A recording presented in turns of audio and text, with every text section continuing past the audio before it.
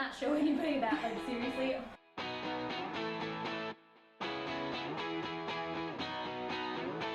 Holy cow, guys, did you catch that mistake? Oh my gosh, what was she thinking? Boy, was she stupid. Seriously? Come on. Just because I make a mistake or you make a mistake, does that really make me the mistake? No. So one of the biggest misnomers here about making mistakes is that when we make mistakes that we feel like, oh my gosh, that means I'm a mistake. When I fail on a test, that makes me stupid. When I don't do this just right, makes me not good enough.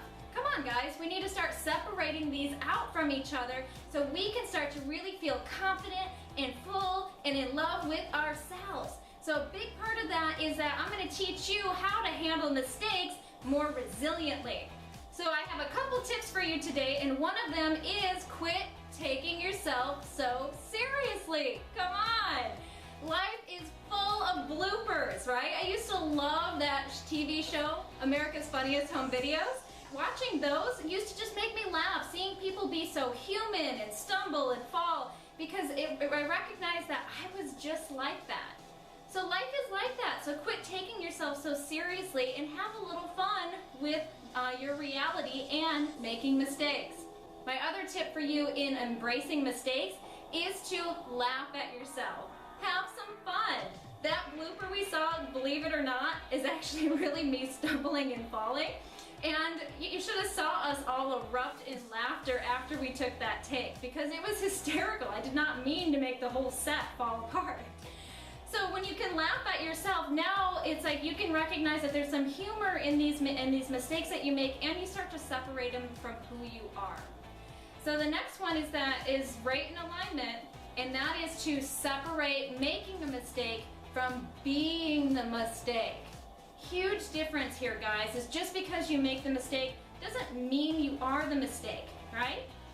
Life doesn't come with a manual. So it's important to recognize that because we don't have an instruction manual coming into life, you are guaranteed to make mistakes.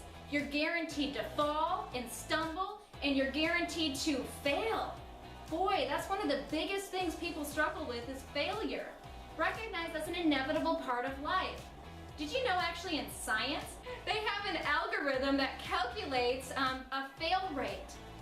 Yes, a fail rate, not a success rate. Because they calculate how many times in figuring out how to cure cancer or how to, diagnose MS, that how many times they're going to have to fail to actually make to have a success. It kind of goes back to what Thomas Edison said many, many years ago when he was interviewed after inventing the light bulb. When he invented the light bulb, he was interviewed and they were asked him, why did you quit? You failed 700 times. Why didn't you quit? And when he looked at the interviewer, he said, I didn't fail. I found 700 ways it didn't work.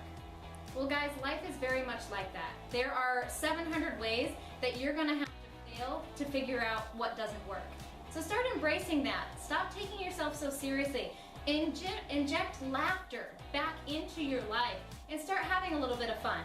So hopefully that helped you kind of change your relationship with mistakes, and so start to recognize that doesn't make you a mistake. I'm Bonnie Kelly. We'd love to hear from you. Why don't you comment below and tell us about one of your epic mistakes that you really learned from. And if you have any questions, don't forget to let us know at getinspired@bonniekelly.me. Till next week, I'm Bonnie Kelly.